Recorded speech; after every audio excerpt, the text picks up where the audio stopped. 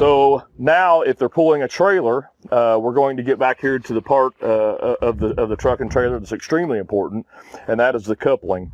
That is how the trailer is attached to the truck. So we want to spend a little time with them back here talking about this coupling. We're going to talk a little bit about light connection here, make sure that's snug, that it's not frayed, it's not dragging the pavement.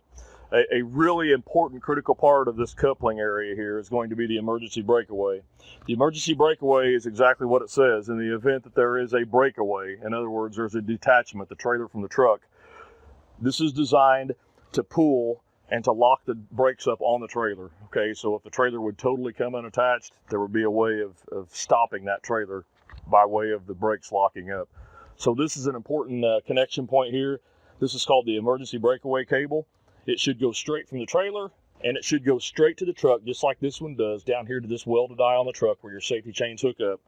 That's the proper way to attach a breakaway emergency cable. So they need to make sure that they understand that, what it's for, and why it's important, how it needs to be hooked up. The other thing is your two safety chains. You're obviously required to have those. They should be of sufficient length to where they're not so long they're dragging the pavement, but they're not so short that you are unable to turn the vehicle sharply or maneuver the vehicle like you need to. So they need to ensure that those chains are hooked up, that they're proper, that the clasps are working on the hooks, that everything's good there. The other thing they're going to check, an important point here, is your coupling, that the handle on this particular coupler is in the down position, the pin is locked in place, holding it down, and that is hooked up correctly. So they'll spend a little time here looking at this coupling, and you'll want to talk to them a little bit about why that's so critical and why that's so important. I tell folks to check it once, twice, 3 times if you think you need to, because that's extremely important there to make sure that the trailer is hooked up properly and safely. So as they go back and you're teaching them, again, we have an annual inspection label here on the trailer. They need to take a glance at that once in a while. This one was done July 2021, so it's good till 2022. They need to make sure that that's current on their truck and trailer. As they're walking back here, they're going to get back here to another set of tires. If they're pulling a trailer like this one, they're going to check the same things basically they did on the front tires. They're going to check, make sure there's no rips or tears. They're going to make sure the tread depth is sufficient. Back here, it's 230 seconds. It can't be less than 230 seconds by regulation. They're going to make sure there's no rub taking place between the fender and the tire. They're going to check their wheel, and they're going to make sure that their lug nuts are tight. I will also mention with tires, by FMCSA regulation, if a tire is holding less than 50% of the maximum capacity, it's considered a flat tire by FMCSA regulation. So we need to stress to them that when they find a low tire, it's not okay to just say, I've got a low tire and continue along on your day. We need to get the proper air pressure in that. If there's a hole or a leak, we need to get that repaired because it can't be less than 50% of the maximum capacity. So they're going to check the same thing on this wheel and tire as we have on the other ones. We come back through here. As they get to the rear of the trailer, this is, again, a point where they're going to need some help. They're going to need that passenger to step into that driver's seat, and they're going to give them hand signals on checking the lights back here. Now, if they can step out a little bit wider, they can do the trailer and the truck lights at the same time. That's the preferred way of doing it. But if it's kind of tight and they can't do both, they're going to have to do the truck rear lights separately from the trailer lights, if that makes sense to you. It's okay if they do them at the same time, though, if they're able to step out wide enough. So basically, they're going to have visual contact in the mirror with the driver. They're going to give the driver some sort of hand signals. Usually we use this for brake. That means they're going to press the brake. We're going to check, make sure the brake lights work. They can do this for turning the lights on to make sure that the tail lights are working. Then they can do a left turn signal. They can do a right turn signal. And then they can do a 4-way flasher. They can just hold up 4 fingers for 4-way flasher. They're going to make sure all those lights are working on the truck and trailer like they're supposed to. Okay, so as we go back through here, we're going to do the rear of our vehicle. We're making sure everything's safe. If this is a flatbed trailer, they're also going to want to make sure that the load's secure at this point. Load securement devices are tight. There's enough of them. We'll get into load securement as we talk on another segment here, but they're going to want to check those types of things as they walk back through here.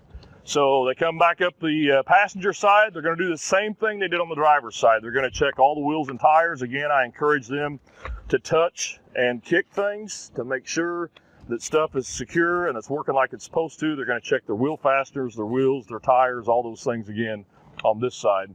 So as they walk back up this side of the trailer, they're going to get another view of the coupling. You know, we saw it from the other side. Now they're going to get a chance to view it again from the passenger side to make sure that there's nothing we could not see from the driver's side.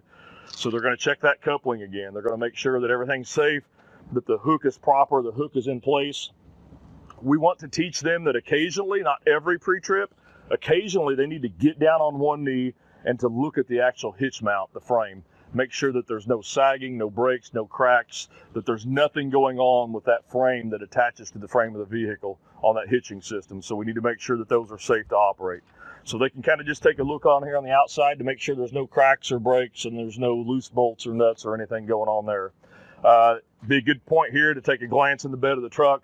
Make sure they don't have any debris, any trash, any loose articles, buckets, coolers, anything of that nature, tools that they need to police up and get secured in the side bin or get strapped down. So as they come back up here, again, they're going to check their side bins. They're going to make sure that those are secure, those won't come open. They're going to check their dual set here on the passenger side, the tires and the wheels again. They're going to work their way all the way back up through here, checking everything out, making sure everything's secure. Again, they can touch and feel, make sure the doors, everything's working fine. So this is going to bring us now to the point of we have checked most everything that is on this. Again, you don't have to commit this to memory because you're going to have a document in hand and you can just go right down through and make sure that you are teaching them everything that they need to check.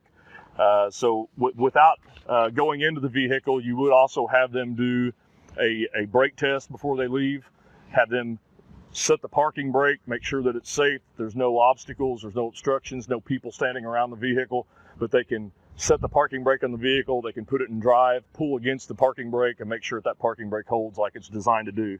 They can also let the truck, when it's safe to do so, roll forward and they can just basically do a brake check. They can touch the service brake, make sure that the truck stops like it's supposed to. There's no grabbing or squealing or hesitancy in the brake operating the way it's supposed to operate. So again, you'll have this document in hand. You can go down through here. There's a checkoff sheet right here that talks about new employee checkoff. Has everything that employee needs to demonstrate on how to properly do a pre-trip inspection. So that pretty well wraps it up for the pre-trip inspection. Again, we want to make sure that we tell them how important it is, that they do it in a safe location. They do it every day prior to operating. They document it on a pre-trip inspection. And as we talked about at the beginning, a DVIR. In the event they find a defect or a deficiency, they are required to complete a DVIR and to submit that DVIR once the 3 signatures and the repair has been made. So have one of those on hand, have a pre-trip inspection on hand, show them how to go right down the list, show them how to do this the right way, and it'll make all of us safer.